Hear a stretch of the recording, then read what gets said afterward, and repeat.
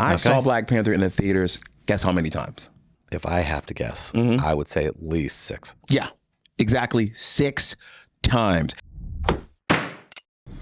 Welcome back to Under Oath.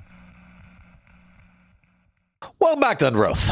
I'm attorney Jeff Kaufman, your host, together with my compadre, my partner in crime, my Lex Luthor to my Superman. They need each other. Yes. They do. They need each other. That's right, man. Joker to Batman. There you go. Green Goblin to Spider-Man. There you go. Kingpin to my Daredevil. Thank you. Thank you. Hold on. We can do this all day. That's a good one. That's a good one right there. That's a good one. All right. Top 10 most overrated superhero movies. Okay. All right. Well, I don't want to go obvious because I think there's an obvious winner. Well, you go. I'm going to go one that came out years ago, and I was a fan of this comic. And it's not your typical superhero comic book, but it is a comic book. Howard the Duck. You think that's overrated? Yes. The movie? That movie was panned. Oh. It was a horrible movie. Well, you know, you're right. It was a bad movie. Leah Thompson trying to screw a duck. Yeah, bro, that's true. Now that worked for some people. That's in a category on a certain website. Now, it wasn't overrated. It was just bad. Okay. When I say overrated, I'm talking where people go, "Oh, you got to go see this." It's a good and movie. It wasn't that great. No, it wasn't at all. Let me give you one then. I'm gonna make you mad because you're gonna say the one that I love, and I'm gonna. I know. We're gonna stop being friends at this point. Okay, then I'm gonna have to. What one was over? Okay, wait. I can do it. Not a superhero though, but it was a comic, kinda. And I'm gonna make people mad if I say this movie. I didn't think it was great like everybody else. I thought, the Barbie movie. Yeah. I can. Hold on. I thought it was okay. Let me bring my white maleness into this. Oh, that's what's missing. White man in the house. Here we go. Let me bring that privilege right in the door. Okay, I get it. Feels like Chick-fil-A when you do it. I get it. It was, you know what? I think it succeeded for one reason. Please. Taylor Swift. I think that's the generation we're in right now. Yes. It's okay to be a Swiftie. Yeah, it's all right. And being a Swiftie and a Barbie, they're kind of the same. Yes, they are. Because Swiftie is like the life-size version of Barbie. Pretty much. I mean, think of it this way. I mean, we can be anything. We can be anyone. Yes, I get it. Don't hate the movie. I don't want people to cancel me. I didn't hate the movie. I just didn't think it was the greatest thing ever. I'm trying to think. Was there anything I really hate? Here's the thing. Guess what? I feel sad for Ken. Why? Ken in the movie is this. Ken loves her. He's chasing after her. Yeah. He cares about her. She's like, I don't give a crap about you, Ken. Pretty much. And the Kens in the world are all treated like garbage. And then Ken goes to our real world and goes, wait a second. This patriarchy thing is dope. Hold on. I like being on Barbie's end of the stick here. And then they flip it. That's true. And then all the Barbies and her friends go nuts. They do. And they want it back to the way it was. That's right. So hold on a second. Are we supporting the patriarchy as long as the patriarchy is women? Matriarchy? Yeah. So that's what I think it was. Gotcha. And I think that was the only thing I didn't like. Okay. Because I felt bad for Ken. Gotcha. You know? It's funny because in my house, I am Ken from the movie. I got no power. I got no my power. daughter says stuff to me sometimes, and I just have to outsmart her, which is hard because I got to duck and weave. That's right. Got to duck and weave. Teenagers are crafty. Yeah. They are. They're sneaky because they know I can't hit them in. That's true. Yeah. The old days, you can even look and they go, oh. Because my dad, you know, my dad once took me down. Oh, yeah. And I didn't like it. That's back in the day. Yeah. Where they encourage That's like beatings. when you dominate a dog. And that dog forever looks at you and goes, wait till you sleep it. That's right. Okay. So Barbie. I'm sorry. Barbie, overrated. Oh, All right. It wasn't. Now, here's something else. Okay. Now, I don't know if it was overrated, but people still come out and try to defend it. Ooh. Okay, this is going to be good. The Batman. Emo Batman. Patterson Batman. We've had this conversation. I hate that movie. I know you do. I hate that movie. Can I tell you what's ironic about you hating that movie? Stupid. No. Let me just tell you what's ironic about you hating it. You took 500 people to see it. Yeah, I'm an idiot. But I'll tell you what. I had one hell of a great bathroom break. You did. I did. You I did. remember passing somebody from the radio station on the way to the bathroom. He goes, you're going to miss it. I wouldn't say I've been missing it. Because here's the deal. Talk to me. Go ahead, brother. The argument was, oh, this is a more realistic Batman. No, it wasn't. No, it wasn't. No, it No. wasn't. This was complain. This was bitch and moan Batman. Yeah. Okay, I don't want my Batman doesn't bitch or moan. It was therapy Batman. Yeah. Oh, and this was the best one is this. We got to stop this plan from happening or they're going to blow up and we're going to be covered in water. What happened? It blew up and there was water. Yeah. Okay. So how did it destroy the city? Well, you see them walking through the streets, like it rained hard. Mm-hmm. That was the whole plan. So you're talking about it was Orlando for an afternoon when it rained. And then they do something even brighter. Yeah. Hey, let's go to a place where water will actually seep down into the ground. Let's go into the stadium, which is below the water level. Yeah. So that everyone can drown in one area instead of just staying in the street where water's at your shoe level. Yeah. Let's do that. Let's get into a fishbowl as water's coming. Dumb. Yeah. Got it. So can't argue with that. Oh, I love the people. I've watched it again, and you know what? I realize I like it. You know why you like it? Because you're dying.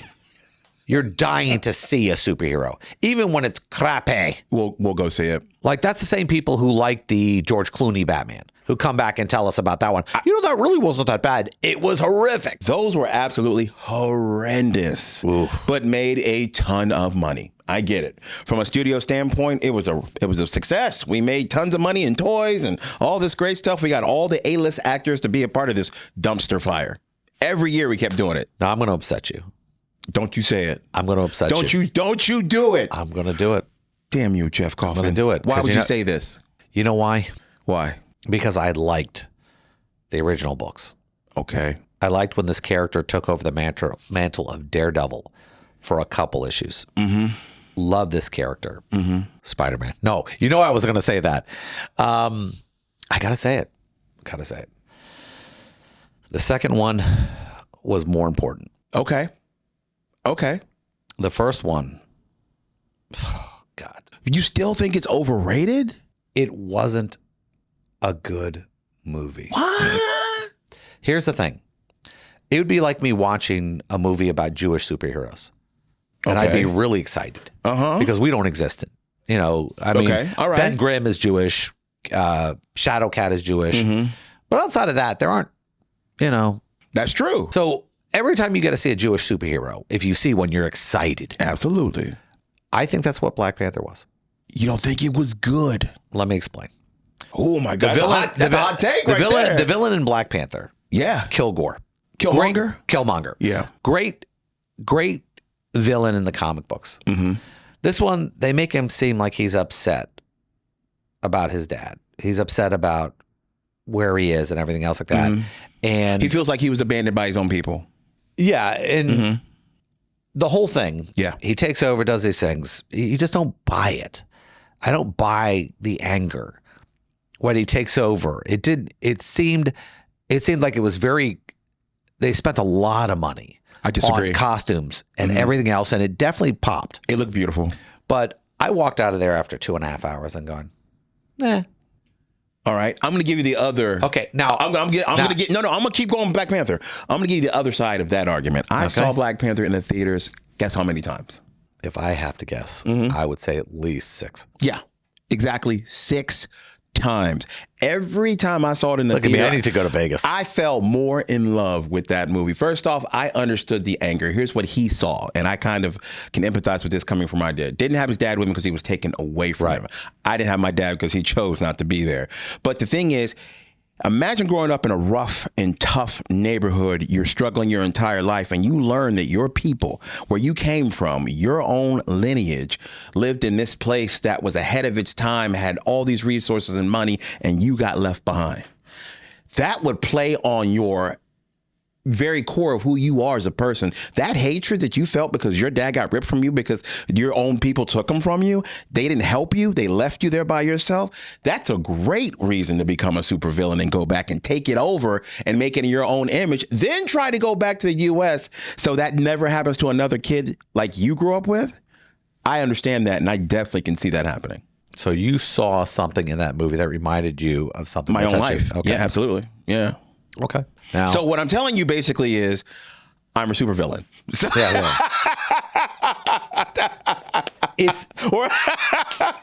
I get it. Mm-hmm. I do get it. I think it's necessary. Mm-hmm. And I get it from a different perspective than you do. Absolutely. My perspective I get it from is sitting at comic book. I've probably done 200-300 comic book conventions in my life. Absolutely, brother. I've sat there and I've watched kids emulate the heroes they see themselves in. Mm-hmm. And Black Panther was always something that black kids wore. Absolutely. Because that's the only hero they get. Mm-hmm. And don't shut up with Falcon. And shut up with Captain America too.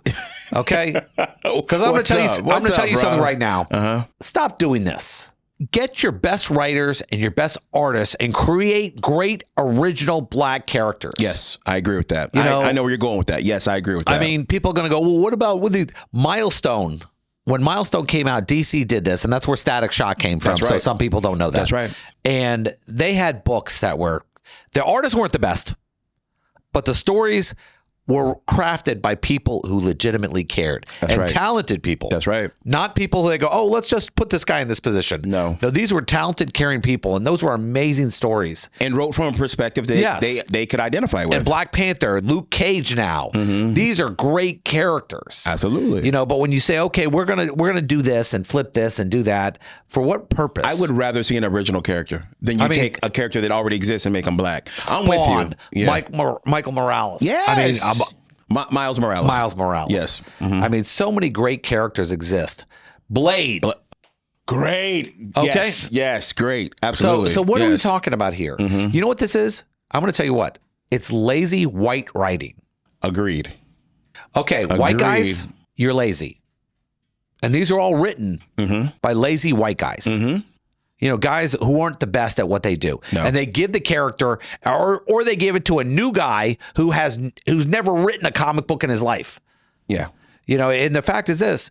But it's also unfair. Stan Lee created these guy. characters. It's unfair too, but you know, nobody's going to tell him he sucks. No.